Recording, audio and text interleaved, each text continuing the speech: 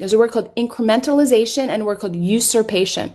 Usurpation is when usually like an agency, a branch, takes more power than it's entitled to.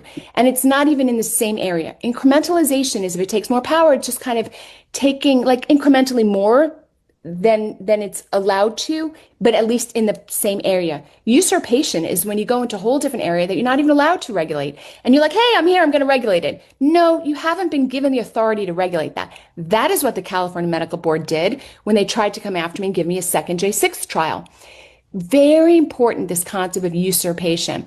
So important that it was the theme of President George Washington's farewell address after his 8 years in office. He said, usurpation is the threat that's going to take, if something's going to take down our constitutional republic, that will be it. Here's what George Washington said.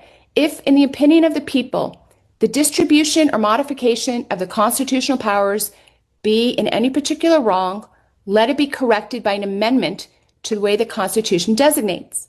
Let there be no change by usurpation. For this, though it may in one instance be the instrument of good, it is the customary weapon by which free governments are destroyed.